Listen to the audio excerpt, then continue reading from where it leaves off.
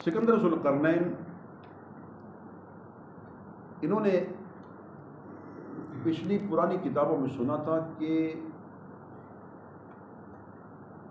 साम बिन नूह अलैहिस्सलाम की औलाद में एक शख्स होगा जो आब हयात पिएगा और उसे मौत नहीं आएगी। ये भी साम बिन नूह की औलादों में से। तो इन्होंने सुना था कि एक शख्स होगा आब हयात पिएगा और वो उसको मौत नहीं आएगी। तो अब आब हयात होता ना, बाज़ बच्चे होते जो सुन लेते उसी की में पड़ जाते। अब ये आब हयात के चक्कर में ये चले। इन्होंने पूरी दुनिया का दौरा किया। अल्लाह ने इनको पूरी दुनिया पर हुकूमत अता फरमाई। पूरी दुनिया के बादशाह थे। 4 बादशाह गुजरे जिन्होंने पूरी दुनिया पर हुकूमत की, जिसमें 2 मुसलमान थे और 2 काफिर।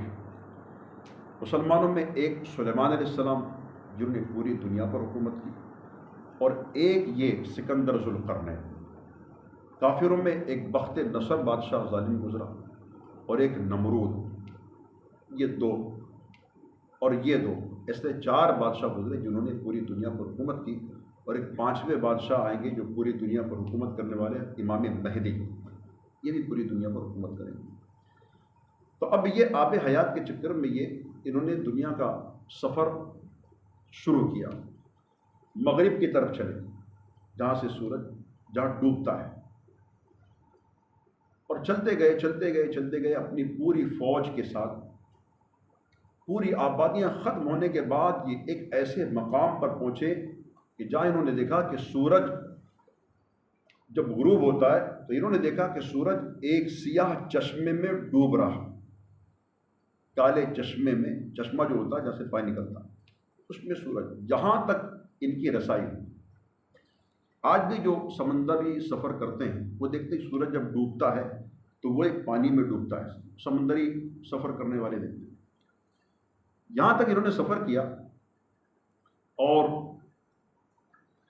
उस एक कौम से इनकी मुलाकात हुई। वो कौम काफिर कौम थी। इन्होंने दावत इस्लाम पेश की और समझाया, बहुत समझाया। बाज़ लोग समझ गए, बाज़ लोगों ने इस्लाम को कबूल किया और बाज़ लोगों ने इनकार किया। तो अब इन्होंने अपनी फ़ौज का सहारा लेकर उनसे जंग किया। जिन्होंने इस्लाम लाया वो बच गए, जिन्होंने नहीं माना उनको कत्ल किया। उसके बाद इन्होंने मशरिक़ का सफ़र तय किया, हत्ता इज़ा बलग़ मग़रिब अश-शम्स, यहाँ तक कि इन्होंने सूरज को डूबते देखा। फिर दूसरी जगह कुरान फरमाता हत्ता इज़ा बलग़ मत्लअ अश-शम्स, यहाँ तक कि जहाँ तक सूरज निकलता है। तो सूरज निकलता जहाँ से, वहाँ तक इन्होंने अपना सफ़र किया। देखा कि एक ऐसी कौम, जो कौम जैसे सूरज निकलता था वो कौम गारों में छुप जाया करती थी। जब सूरज गुरूब हो जाए तो अब वो गारों से निकला करती थी और अपना रिस्क तलाश किया करती थी। इस कौम से इन्होंने मुलाकात की, इनको इस्लाम की दावत दी और इनके साथ भी वही किया। ये कौम जानवरों का लिबास पहनकर और घास पत्तियाँ खाया करती थी। इनको इस्लाम की दावत दिया, इनके साथ भी हुआ। जिन्होंने कबूल किया, जिन्होंने कबूल नहीं किया उनको भी कत्ल किया। उसके बाद इन्होंने शिमाल का सफ़र तय किया। शिमाल का सफ़र इन्होंने तय किया तो एक ऐसी कौम से मुलाकात हुई जो बड़ी जंगजू, बड़ी जंगली, जानवरों को, दरख्तों को खाने वाली, ऐसी टहनियाँ तोड़े खाए, जंगली कौम। और वो कुछ बात नहीं करते थे। इन्होंने इशारों में उनसे बात किया। कई दिन लग गए उस कौम को समझाते समझाते। इशारों में इन्होंने, अल्लाह ने उनको ये फ़हम और इदराक अता फरमाया था कि उस कौम को इन्होंने इशारों में समझाया, वो कौम समझ गई।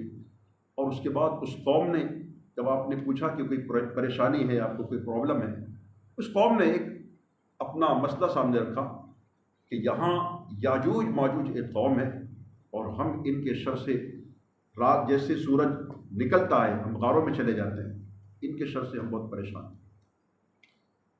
आप अगर हमें इनसे दिलासा दें, इशारे में कहा कि अगर आप हमें इनसे दिलासा दें तो आपका बड़ा एहसान होगा और हम आपको बहुत कुछ देंगे। आपने फरमाया नहीं, अल्लाह ने मुझे बहुत माल और दौलत अता फरमाया, इतना है कि तुम मेरी जिस्म और जान से मेरी जो है मदद करो।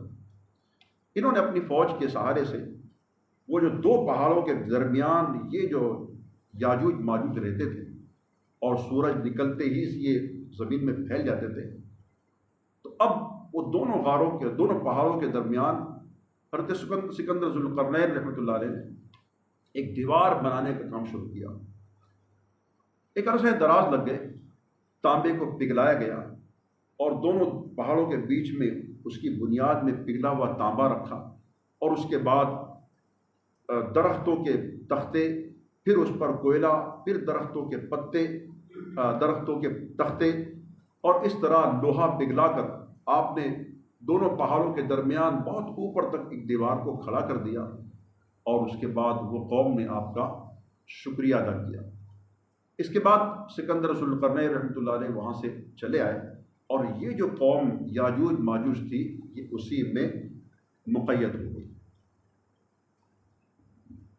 حدیث پاک میں اللہ کے رسول صلی اللہ علیہ وسلم ارشاد فرماتے ہیں کہ یہ یاجوج ماجوج قوم جو سکندر ذوالقرنین نے دیوار بنائی تھی، روزانہ آتی ہے قوم اس کو توڑتے توڑتے یہاں تک کہ شام ہو جاتی ہے، پھر کہتے ہیں کہ اس کو کل توڑیں گے، پھر چلے جاتے ہیں۔ دوسرے دن پھر جب سورج نکلتا ہے جیسے آتی، تو یہ دیوار پہلے کی طرح جیسی کہ ویسی صحیح سالم ہو جاتی، پھر یہ توڑتے ہیں، یہاں تک کہ فرماتے ہیں کہ قرب قیامت میں جب ان کو یہ توڑتے ایک بات یاد آئے گی، اور ان میں سے کوئی کہے گا کہ اس کو ایسا کرتے ہیں انشاءاللہ کل اس کو توڑ دیں۔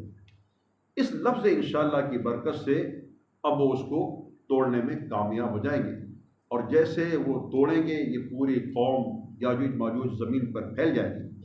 صرف مکہ مکرمہ، مدینہ طیبہ اور بیت المقدس، ان 3 شہروں میں یہ قوم نہیں پہنچے گی، پوری دنیا میں پھیل جائے گی، اور جانوروں انسانوں کو کھا لیں گے۔ ان کے شر سے پوری روئی زمین کے لوگ پریشان ہوں گے۔ اللہ کے حکم سے عیسیٰ علیہ السلام تشریف لائیں گے، اور عیسیٰ علیہ السلام ان کی گردن پر پھونک ماریں گے، ان کی گردن میں کیڑے پڑ جائیں گے، اور پھر یہ قوم مر جائے گی، پھر لوگ ان کے شر سے پناہ حاصل کر لیں گے۔ اس میں ایک بات ہم کو سیکھنے کو ملی کہ یہ قوم جب تک انشاءاللہ نہیں کہی تب تک یہ اپنے مقصد میں کامیاب نہیں۔ جس دن یہ دیوار توڑتے تو انشاءاللہ کہیں گے، تو دوسرے دن اس دیوار کو مکمل توڑ دیں گے۔ تو پتہ چلا کہ ہر آنے والے کام پر انشاءاللہ کہنا، یہ اللہ تعالیٰ کی مدد اس میں شامل حال ہوگی۔ آج کئی ایسے لوگ ہیں کہ خود کے جو کام ہوتے ہیں تو اس میں انشاءاللہ کا لفظ استعمال نہیں کرتے۔ نماز کی اگر کوئی دعوت دے، بھائی چلیے نماز کے لیے، ہاں انشاءاللہ نہیں جانا ہے نا، ہاں انشاءاللہ، ہاں انشاءاللہ دیکھیں گے۔ تو جہاں انشاءاللہ نہ جو کام نہیں کرنا ہو وہاں ہم انشاءاللہ کہتے ہیں۔ اس سے پتہ چلا کہ ہر ارادے والے آنے والے کام کے لیے انشاءاللہ کہنا چاہیے، تاکہ اللہ تعالیٰ کی مدد شامل حال ہو جائے۔ اللہ تعالیٰ ہم سب کو اس واقعے کو یاد رکھے، اپنے ایمان کو تازہ رکھنے کی توفیق عطا فرمائے۔ اللہم صلی وسلم علی سیدنا محمد وعلی آلہ وصحبہ وسلم۔ صلاۃ والسلام علیک یا رسول اللہ۔ ہمارے قریب ہم نے جو واقعہ سنا اس کو یاد رکھنے، عمل کرنے، دوسروں تک پہنچانے کی توفیق عطا فرما۔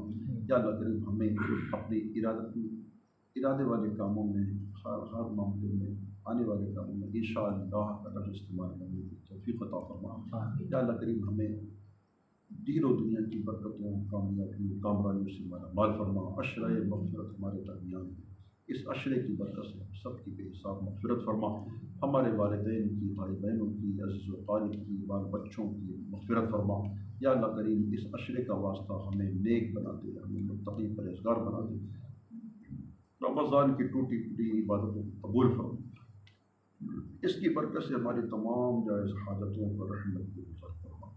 کہتے رہتے ہیں دعا کے واسطے بندے تیرے دردے میری آرزو بندے رسول کی۔